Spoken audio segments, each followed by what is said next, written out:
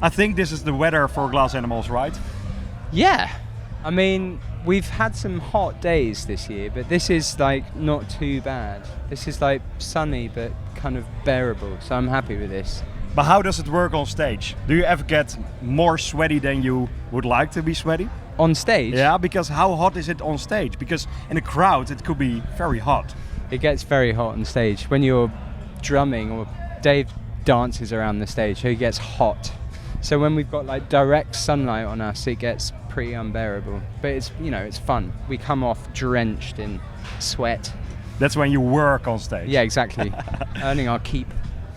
The last time I saw you and the band play, it was a long time ago. It was in Tivoli Vredenburg in Utrecht. Oh, yeah. That was a show with a disco ball on stage. Yeah, and yeah. I think that was a bath duck, a duck going around that venue. There was a what? A duck? A duck. Wow. It was very like great. A yellow squeaky duck. Yeah. That was going through the whole audience. Wow. I love that show, but that was in a very small venue for you now. Now this band has exploded. Yeah. How does it feel for you? It feels very exciting. I mean, it's amazing. You're right, it has kind of grown over the course of the last... I mean, when was that show? I think 2015, 16. Oh, wow. Well, quite a long time ago. Yeah, I mean, the whole thing is sort of growing, but it feels like we've kind of been doing that since we started, just like creeping up the ladder.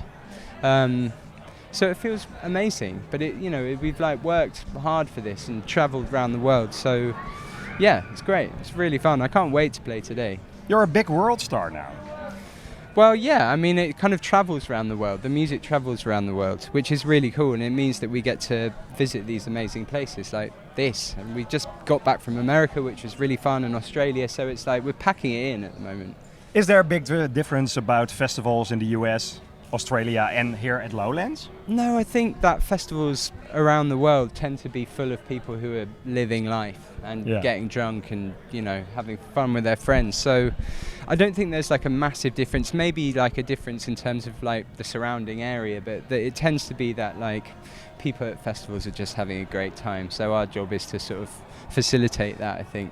Is there ever a time to see your favorite bands on stage? Yeah, absolutely. We try and see as many bands as we can. We saw The Strokes recently, who are like one of our all-time favorite bands. But did you like it? Because they played the Netherlands and some people hated their show. I was amazed by that show. How did you react? Why did they hate it? Because Julian was talking the whole show, but I thought that's very funny. I mean, that's what Julian Casablancas does. That's it, right? I mean, if you go and see The Strokes and you go and see Julian, that's part of the fun, I think. I thought it was great. We were very close, so we had this like amazing view of what was going on stage, which for us is really fascinating, obviously, because we do it. So like seeing one of your heroes doing that too is like, it's really cool. But yeah, I love that, and we've seen like loads of other bands actually. We really try and make a point of going to see as much as we can. Learning. So that makes festivals fun. Yeah, exactly, and also learning. This is like how you get better. Is like seeing what people do, how they do it, why they do it, all of that stuff. It's important, I think. Do you ever see other artists watching you on the side of the stage? Yeah, occasionally. I try not to... Who's the biggest star on the side of the stage at Glass Animals? Oh God, I don't know. There've been like... I try and not look at what's going on. I like having people behind you or above you watching what you're doing is like, I find it quite distracting. Yeah, it's like I don't want to know what's going on behind. So I try and like focus my attention on what I'm doing actually mainly, and also the audience, and what's going on behind me is like, I'm not too concerned about that stuff. Do you ever look at how many people are listening to your songs on Spotify? Because it's so much. It is a lot. There are a lot of people. Occasionally I get sent an email. Oh, really? Telling us like, this many people in these places are listening to it, and it's kind of mind-blowing. It's quite hard to kind of process that information, which is why playing these festivals and like traveling around the world is actually really fascinating and really cool, because you get to see how the songs and the music and the show is engaging with people, and like whether or not people turn up and which songs they're singing to. It's like that is the best bit of the whole thing, getting to see it in real life and experiencing the way that some of our songs connect with people in the real world. It's Yeah. kind of more interesting than the numbers, I think. Your on a listeners are list. real. Yeah, exactly. They're real. That's really cool. I love that.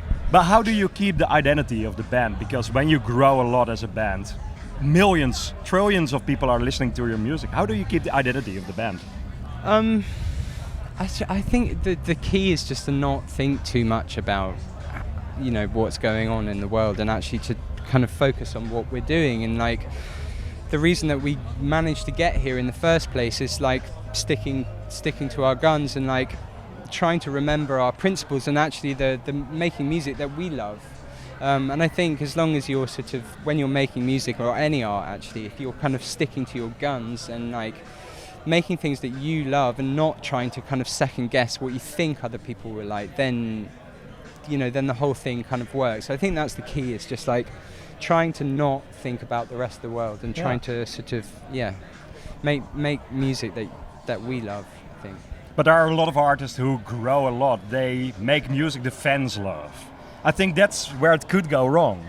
Sure. Yeah, I mean that's obviously the key. And like when you have a song like Heat Waves that's sort of done what it's done, I think there is a sort of tendency to maybe want to recreate that. And if you try and do that, like we didn't try and make Heat Waves the thing it is, that it's become.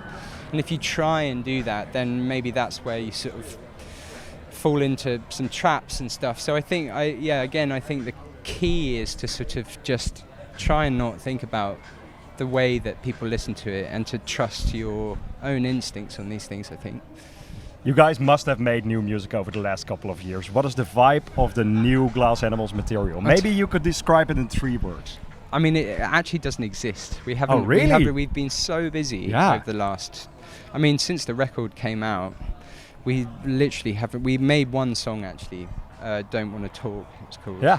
And we went to studio for like 4 days and wrote that.